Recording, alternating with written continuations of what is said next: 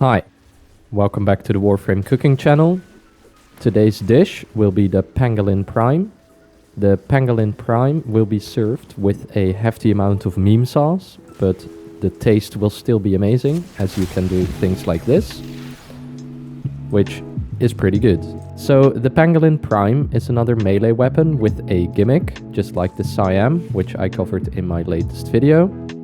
The unique trait of the Pangolin is that on melee slams it will inflict a slash status effect, and this happens 100% of the time. For this build I am trying to push the melee slam and the slash proc that it gives as much as possible, and I will walk you through how we get to these insane slash proc numbers. So first, it's important to note that Seismic Wave, which increases our melee slam damage, as well as the Nera set on our Warframe right here.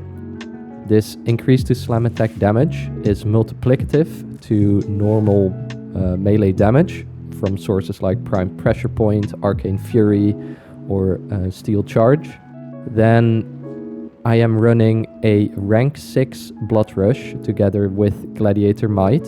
This puts me at 137 crit chance more or less, and this 137 crit chance is optimal to use melee duplicate. This is because melee duplicate, when it triggers on a yellow crit, it re-rolls the entire hit, so you have another chance to get an orange crit. So sometimes you can end up with a yellow crit as well as an orange crit, which is a damage increase compared to just 100% critical chance. The Rivens on the Pangolin are quite cheap because the usage of this weapon is really low. This means that I picked up this unrolled Riven for about 25 platinum from Warframe Market, and then I rolled it myself to gain critical damage. I am also using a Prime Bane mod. This Bane mod will double dip on the slash proc, meaning that it will scale even higher. Just make sure you equip your correct Bane mod. If you are running any kind of Void Fissure, make sure that you use the Bane against the Corrupted. And why you should do this, I covered in another video, which I will link in a card in the top right. I'm then also using Relentless Combination because all of these slash procs will up our combo counter because we are not using melee crescendo, and slash procs that go over time on enemies will also allow us to keep up our combo multiplier for a long amount of time without having to overinvest in combo duration. To further increase the slash proc damage, I am using Ash Prime. Ash Prime's passive increases the bleed effect inflicted on enemies by 25%, and it also makes them last 50% longer. I am then using the following Archon shards.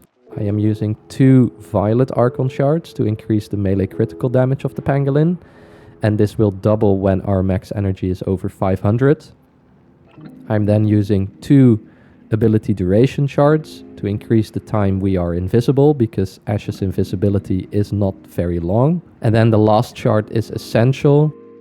This blue Tau Fort shard increases my energy max by 75, and this is needed to meet the requirement for the 500 max energy. Because if I go into the build, you will see that running a primed flow and the shard will just get us over 500 max energy.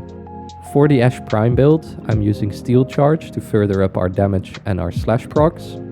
I am using Duration, as explained before, to increase our invisibility from smokescreen. I am then using Precision Intensify because I am using Roar on the 4th ability slot. Roar will also double dip on our slash proc damage because it functions as a faction damage source. To further up the damage of Roar, I'm also using Transient Fortitude as well as Molt Augmented. I'm then using Molt Efficiency for even more duration, so even longer invisibility. Rolling Guard if we get caught in a finicky scenario.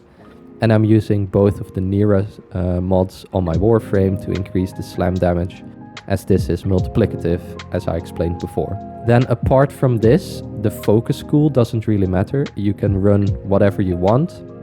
If you do end up running Madarai, which is completely fine, make sure you equip either 1 or 2 dexterity arcanes on your primary and secondary. Your primary and secondary will also not matter at all because we are not armor stripping with any Archon shards, and we are also not priming our enemies. To increase the damage of our slash procs without priming, I am using the Panzer Vulpaphyla.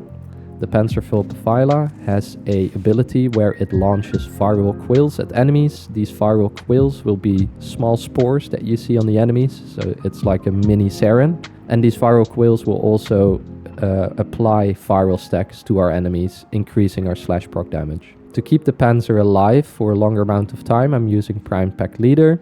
Normal Pack Leader will serve as well. This is just because we are constantly meleeing. Our Panzer will have Overguard, which helps it survive longer. Then I'm using a rank 4 Bite. You don't have to level this any further because you only want 50% critical chance. So we trigger Tenacious Bond, which increases our final critical damage multiplier by 1.2 times. I'm then using Momentous Bond for some more recovery time on our Panzer if it does go down, Primed Animal Instinct for the radar, and Fetch for getting our mods. So that's pretty much all for the build. It's relatively simple, but it is reliant on all of these synergies. So if you try this on a different frame, you will most likely have a significantly lower damage output. Now, one of the last things that I want to discuss is why I am using Melee Duplicate. Melee Duplicate is acting a bit odd with the melee slams.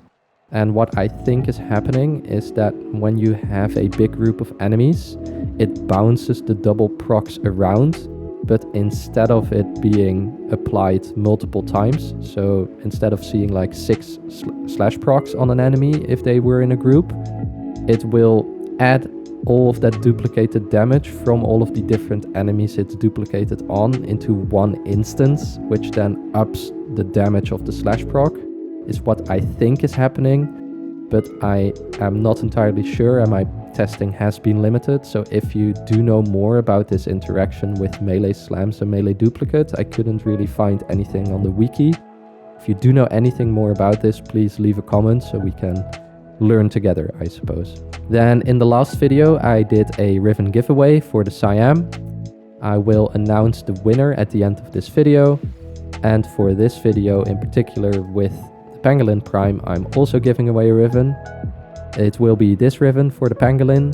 It's critical chance, melee damage, heavy attack efficiency, and minus range.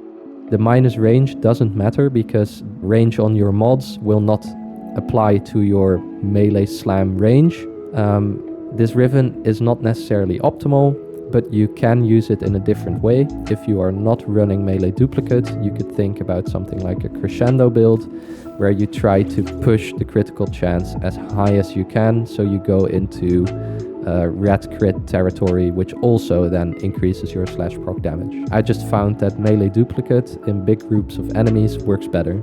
So with that, thank you for tuning in. Any thoughts, leave them in the comments. And if you want to join the Riven giveaway for the Pangolin, please leave a like on the video as well as a comment, which I will use to pick out a winner. And with that, let's go on to the Syam Riven winner from last week. Okay, so the Riven winner for the Syam from last week is Rhino Albino 2675.